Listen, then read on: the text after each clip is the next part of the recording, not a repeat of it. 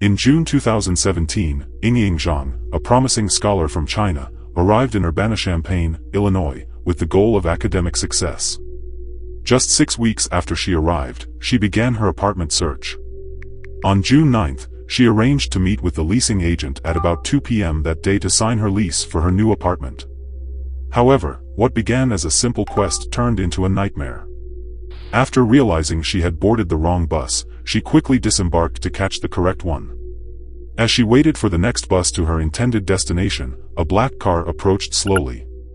After a brief exchange with the driver, Yingying, seemingly unaware of the impending danger, hesitantly got into the car. Little did she know that this decision would alter the course of her life forever. At around 2:40 p.m., the leasing agent, expecting Yingying Zhang for her appointment, reached out to her as she was running later than expected. To their surprise, there was no reply from her. Concern began to mount among her friends, as Yingying had assured them she was just running to sign the lease and would be right back. Her friends reached out to someone at the university for assistance. By approximately 9:30 p.m., their concern had escalated, prompting them to call 911 and file a missing person report. The university coordinated search parties around the campus, initiating a frantic search for Yingying. Yingying's parents swiftly traveled to the United States and offered a $50,000 reward for information leading to her whereabouts. Despite their efforts, no tips came in. It wasn't until June 12 that the FBI made a crucial discovery: footage of Yingying getting into a black Saturn Astra, which became the last known footage of her. Although the license plate was indistinguishable, investigators identified the car's make and model. With only 18 such vehicles registered in the area, one belonged to a PhD student at the University of Illinois named Brendt. Police brought him in for questioning, during which he claimed he was likely sleeping at the time Yingying entered the black Nissan Astra. His car underwent detailed inspection. 2 days later, investigators scrutinized the footage further and noticed a distinctive broken hubcap on the car, identical to Brendt's vehicle, elevating him as the primary suspect in the case. After piecing together the evidence, investigators called Brendt in for further questioning in the late hours of June 14, around midnight. After agreeing to meet, an investigator went to pick him up and brought him back to the police station. In the next part of this video, we will examine segments of the interrogation between Brendt and investigators. We're investigating the disappearance of Ms. Yingying. Because we are in my offices and it's late at night, I'm going to read you your advice and rights, okay? Again, this is a voluntary interview, so at any time you're done, we'll drive you back home. That's the end of it, but just kind of given that it's late and stuff like that, I'll respond to some caution. All right, so before we ask you any questions, you must understand your rights. You have the right to remain silent. Anything you say can be used against you in court. You have the right to talk to a lawyer for advice before we ask you any questions. So I'm trying to read upside down. You have the right to have a lawyer with you during questioning.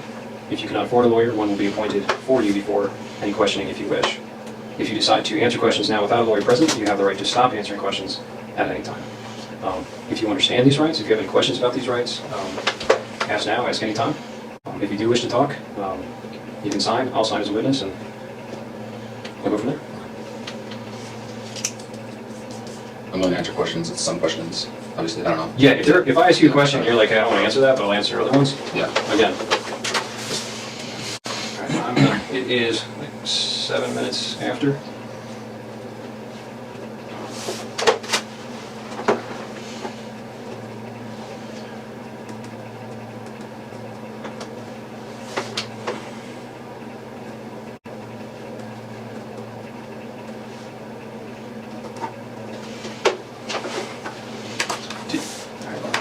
Where's my notepad?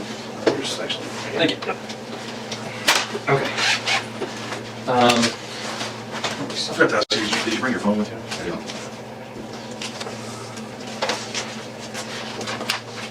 Alright. Now I'm going to apologize ahead of time because I know that you've already spoken with my colleague.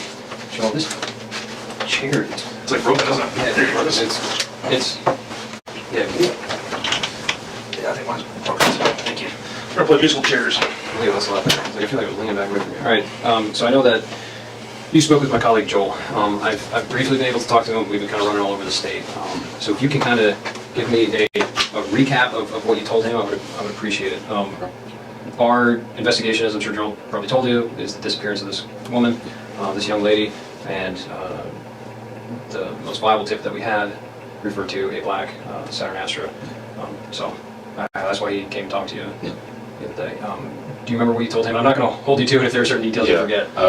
So they came, they were just checking out all of the Saturn Astras in the area. I know it's a pretty rare car, so probably short list.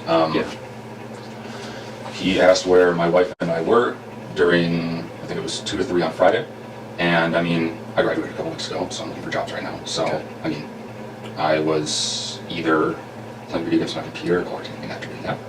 So, I was unable to produce an alibi. I looked into certain things to try and see if I could get some kind of info for an alibi. I sent some texts around that time, but none exactly between 2 and 3. I let them come in the apartments. They searched for stuff. I let them come in the car. They searched for stuff there. That's pretty much it. Okay. 10 minutes, 15 minutes, get my info. Do you have any questions for me before? Why am I under suspicion? Is it just my car, or is there anything else? I mean, that's, a large portion. I mean, it is a very unique car. Like I said, our search warrant is just for the car. So we can, look into it. We can, of course, see what we find. And, of course, you could also turn around and exonerate you completely. I mean, we're talking about a very rare car. So, how long were you at the U of I? Did you undergrad there as well? No, I did my undergrad at U of Medicine. Okay. And I came here in 2013. Okay. I was initially in the PhD program, but decided I didn't want a PhD, so I just kind of left the master's. Got it. You like the campus? It's all right. Not too bad. It's all right. Do you meet your wife there? Or? No, we actually grew up in the same hometown, didn't really know each other until end of high school. So we both moved to Madison when I went to undergrad and then moved here. Cool. Did she study here as well? No, she did not. Do you have any questions, Eric? Yeah, when we were talking about Friday, the day in question on the 9th, can you remember, you said you played video games all day on Friday? Yeah. Is it just between the time period that he's asking about, or just literally all day? Literally all day. At moments, not really hanging out with too many people or talking to too many people. My wife and the girl I talked to, she was busy, my wife was out of town, so it's like, well, I'm alone today. So, yeah. It's just Did you go cruising campus or anything? I did on Saturday, but I mean, getting a little stir crazy, just decided to go for a drive on Saturday, but... Did you go out to eat or anything? Go like places? No, I didn't go out to eat. What other vehicles are you guys on? We own a 2000 Camaro as well. That's right. Is that one primarily yours or your wife's? It's primarily mine. Really? So, is that the car that she took on the road trip, or how did she go on a road trip? the other person's car. It was her and another person. So, I'll drive the Camaro. The vast majority of the time when I'm doing errands, I'll take the Saturn because it's... Yeah, the Camaro stuff for errands. Yeah, exactly. So, Groceries and everything. yeah, but the Camaro's the first mine.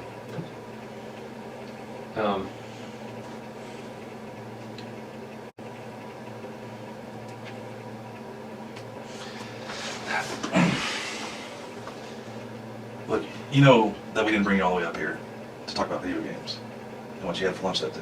Yep. Why do you think that we brought you up here? Because the car I own was seen picking up a girl that's missing. Yeah. So who was driving that car other than you on Friday night? On Friday the 9th. You're driving your car on the 9th, weren't you? Does anybody else have access to that car? No one has access to that car. Okay. So how many sets of keys do we have that car? 2. And where were they on the Friday?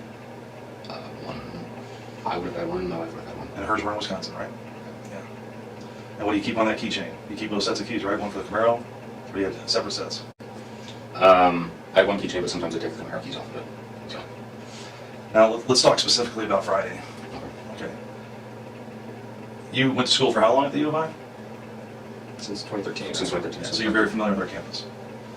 Not really. I never really talked to anyone. So you're kind of a loner? Yeah.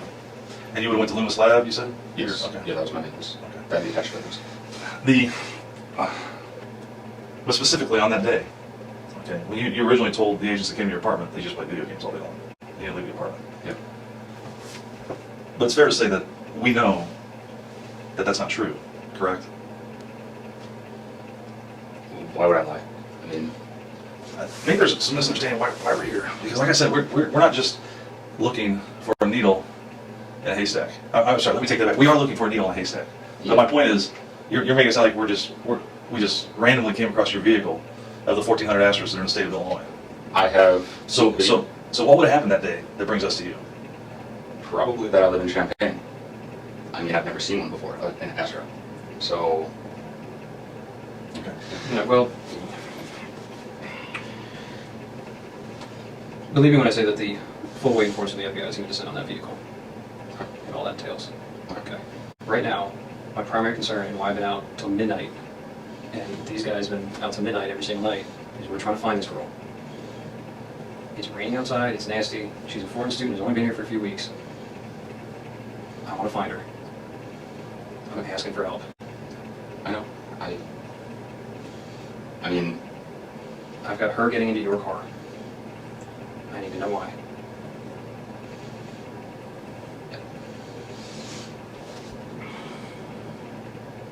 there's, Brent, I need to know why she's getting into your car, and I need to know where she went.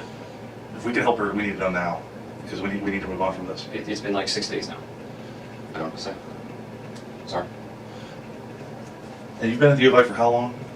3 years. And that you know what we do? I work in the detectives bureau at the U of I, and you know what we have access to? Cameras. Do you think that we're not going to track a vehicle all over campus? We control kiosks at bus stops. We can look in buses. We can look in every building out on the streets. And you're telling me that I didn't see you driving your car on Goodwin. That I didn't see you driving down Wright Street and turning on right in front of parking where everybody pays their tickets and driving down University to Goodwin and heading south. And then you see her standing on that corner in that shade tree, didn't you? That's where you first saw her. And then you turned on Clark. And we still have cameras. I've seen the videos, but I didn't see me. You've seen what we've allowed you to see. Can I see the stuff that you're talking about? Do you think that we brought you up here to show you video? We want to understand why you did it.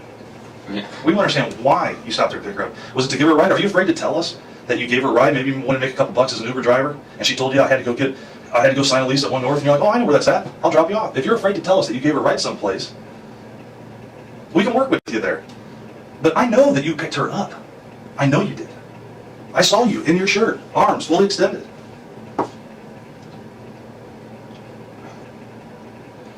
Where did you drop her off at? She was looking for a ride. She had missed her bus. She told you she was going to One North, so where did you drop her off at?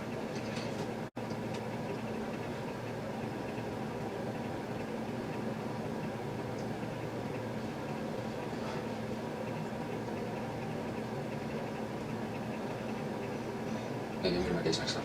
Okay. I thought I drove around on Saturday. I did pick a girl up. I don't remember where. Okay. I saw her picture. I don't think it was her, though. Do you remember the girl's name that you picked up? No, she was talking very broken English. Okay. Tell us about what happened. What time of day was that? Early afternoon. I don't really remember. Okay. I was just driving around. I saw a girl, and she was very distressed. Okay. So I stopped my car and looked at her. I asked her if she needed help. I talked to her for a little bit. How much? I gave her a short ride, a couple blocks. She freaked out and got out. Okay. That's all it was. Was this when you got on the north side of the railroad tracks on Goodwin? When you went across the university and you drove on north? You let her out by the hospital or by the railroad tracks? Or where did you let her out at? I don't really remember specifics. Was it close to where you picked her up? Yeah, it was relatively close. It was in a residential area. Okay. So I'd never really been over there before. I had no reason to. Okay. I mean, so, You have to know, you're a smart man. You have a PhD, right? masters. Master's. Oh, you got out of the PhD. You're still a smart man, is my point. So you have to understand how technology works. How do you think I knew that she Googled the address to One North? How do you think I knew that? 1 minute after getting in your car. How do you think I knew that? We know that she didn't get out of your car. You need to be honest with us. Help us put this to rest. Help us bring her back to her family. You can do that. You can do it. You can do it right now. I understand if you've had dark thoughts. I understand if you've been depressed. I understand if you've been drinking too much at times. I understand if you've had sadistic thoughts, wondered what it would be like to commit an act of violence. I know that temptation is out there. I need to find her. I know she got in your car. You went with her. You've been depressed. Your wife just left to go on a vacation with another man. You see her, she gets in. She's vulnerable. Let me find her. I think I've told you. Okay, so did she get back in your car then? No. Did you get out of the car and follow her? No. Definitely not. I didn't go to my cousin's. Why not? Was it because of the kind of neighborhood you were in? I don't know anything about that neighborhood. So. Did she run away from you? Did she stand there? No, she stood there with her phone. I drove away. So I don't remember her going any direction. So that's what it is. Are you sure that you let her out of the car in the neighborhood? Are you sure you didn't let her out more towards the heart of Champaign, maybe close to the railroad tracks? Are you sure you didn't drive her further west into Champaign? It wasn't when you first took that left after Goodwin. I don't remember how far it was. I thought it was shortly after. I don't remember like crazy specifics like that. I don't know. You would remember this drive. Not specifics like that. Like how far are you talking? Like a mile or two? No, not that far. I don't think so. So you're telling me that when we find her, we're going to find her phone, is what you're telling me. Is that what you're telling me? Because when she got out of your car, she had her phone in her hand? I have no idea. She had her phone. Yeah. I don't know the answer to that question. So. Well, certain questions we ask you, we know the answers to. We're seeing if you're being truthful with us. Okay. You know, if I ask you a question I know the answer to, you give me a different answer, I know you're not being truthful with me. You know, this is part of the reason why we keep asking it. Help us find her. I appreciate you being honest with her getting into the car. It tells me that you're telling the truth, because I knew the answer to that. So I want to bring her back to her family. Okay. What happened in that car? I know she was looking for directions. Things went sideways. Tell me what happened. That's what happened. Were you attracted to her at all? Reasonable, no. She's a good-looking girl. Did the thought cross your mind? Yeah, the thought crossed my mind, but okay, anyone. I mean, maybe she's into that. Is my point. And I'm not judging you. If she got in your car and she wanted to go to another location, you guys have some fun, roll around, have sex, consensual sex. Something happens. You panic. Is that a possibility? You sure? Yeah, I'm sure. So you're telling me you never had sex with her? I never had sex with her. Never penetrated her with your fingers? Any parts of her body? With No. your penis? No. With your fingers? No. Never had sex with her? Did you kiss her? No. Okay. Are you afraid to tell me if you did? Because it seems like you're trying to think, instead of just answering the question, you're trying to think about 3 steps forward, like where I'm going with it. And I think I've demonstrated enough, I've shared enough with you, that you know, that I know, that you didn't drop her off in that neighborhood. You know that we can follow her phone. Okay. So where did you drop her off at? Where'd you take her, Brent? We need to find Yingying. Tonight. In the segments just shown, Brendt initially claimed to have been at home during Yingying's disappearance, but later admitted to picking someone up, unsure if it was Yingying. After questioning, Brendt was released. Police took possession of his phone and computer for further investigation. Investigators, upon confiscating Brent's computer, uncovered disturbing details about his true nature and peculiar interests, particularly on FetLife. They discovered he had been searching for horrendous content online. After uncovering his dark secrets, investigators asked Brent's current partner to wear a wire to gather more information.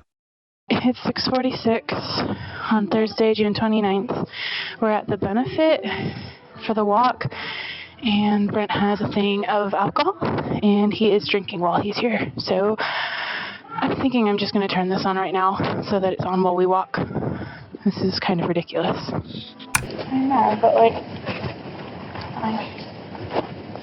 my version of safer is walking at night with the stairs. That's me. It's so weird. I don't even know how to process it. It's just, oh, there's people there tonight. And one of them safe. It's just safe. What are they talking about? You have no idea what happened. Nobody knows what happened. Nobody will know what For me. happened. Yeah. She's not one of the girls I've ever met.